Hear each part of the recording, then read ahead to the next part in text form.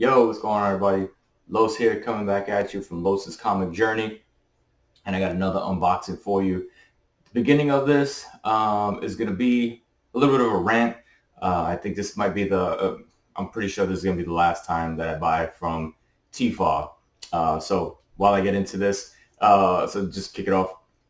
This rant is going to be from TFAW, right? So I like to every once in a while order from TFAW. They usually have some pretty good prices as far as like their pre-orders, and every once in a while you can get a nice like 125 or something like that for under ratio. So I tend to buy there sometimes. But what I like to do is I like to order multiple books, right? And I expand the shipping to ship every 4 weeks or whatever it is, the longest one, so I can have the most books in one bundle.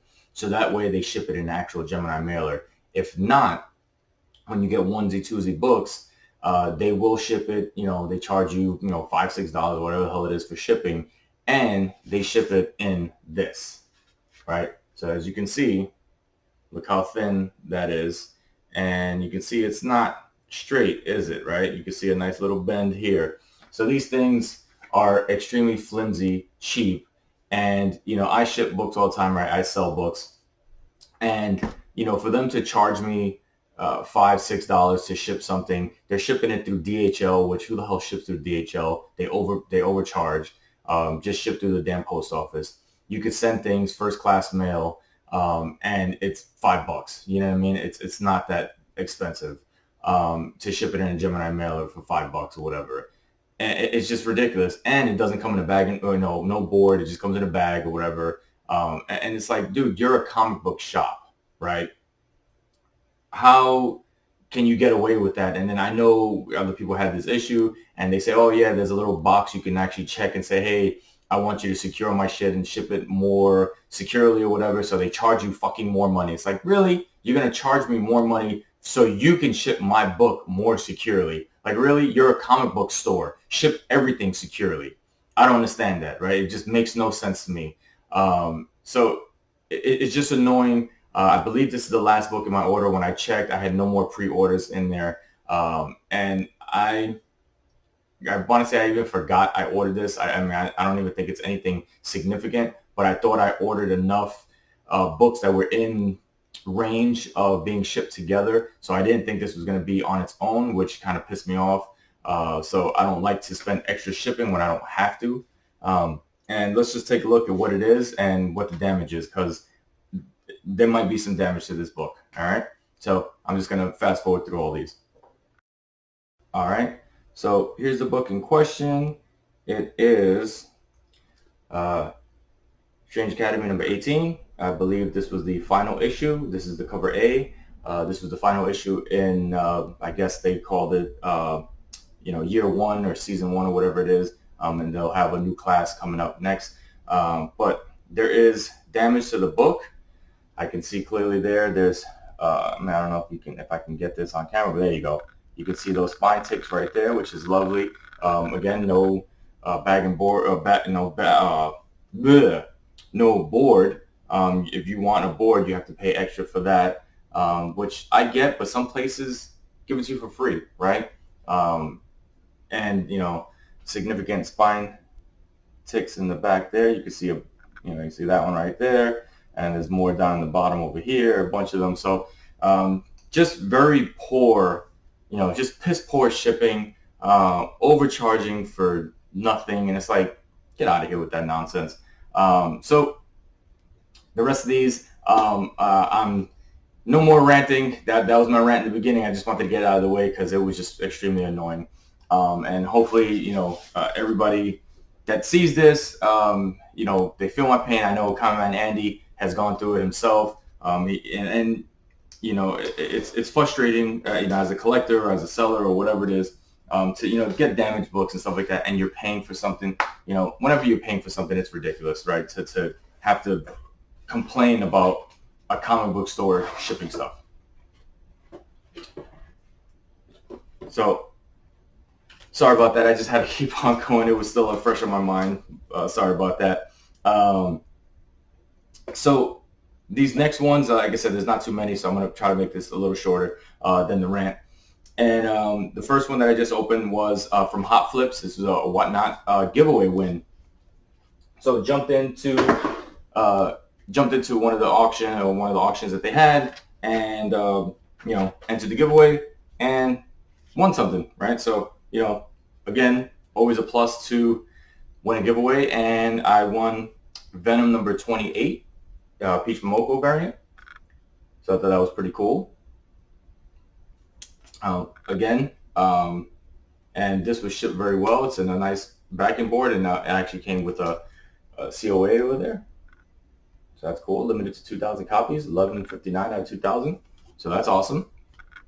And yeah, and so they were really cool. And the next day went back into they had another auction, and I jumped back into their thing. This time it was an all Sonic auction. And if anybody knows anything about some Sonic, there's certain Sonic books that actually sell pretty good. So don't sleep on those Sonic books when you think, oh, it's just for little kids or whatever.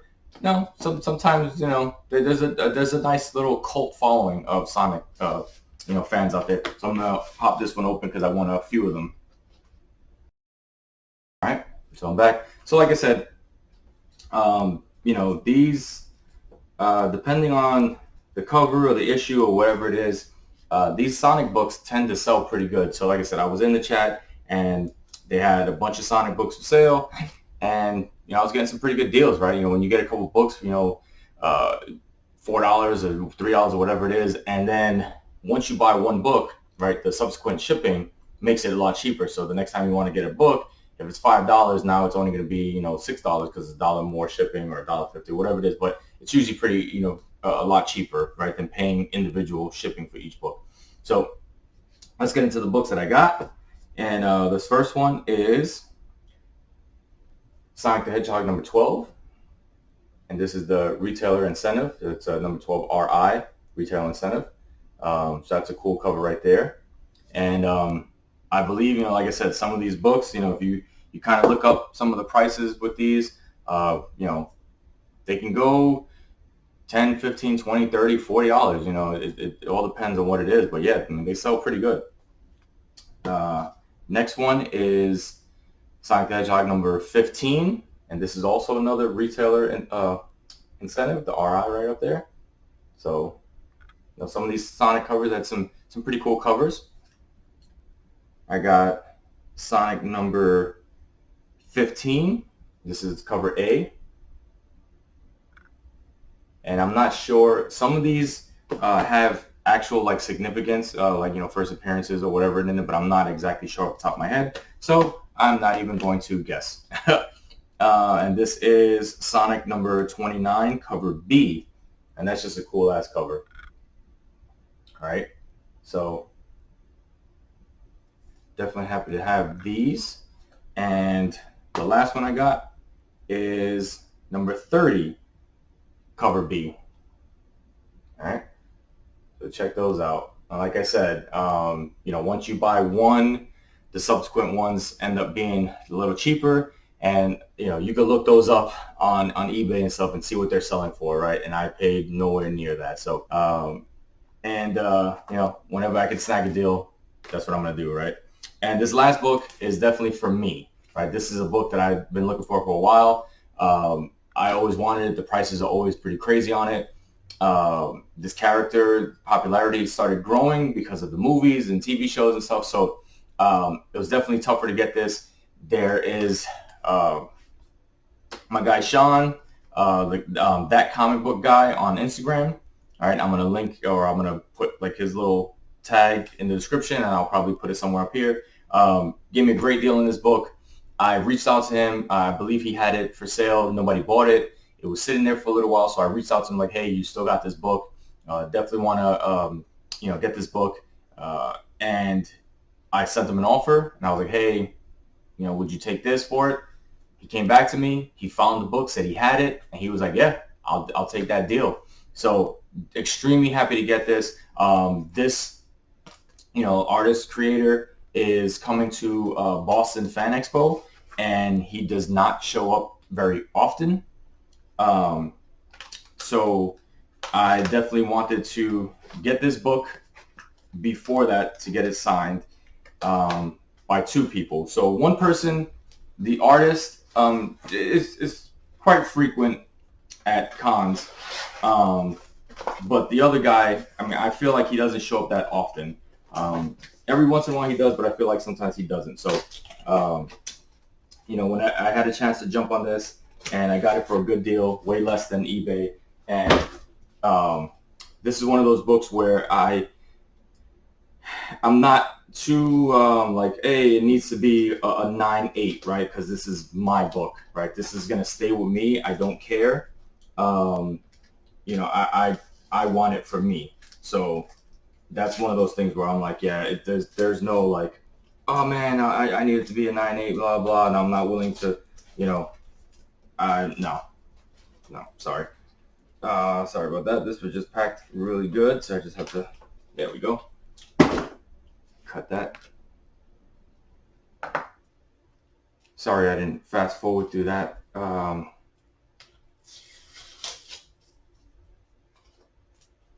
I was talking.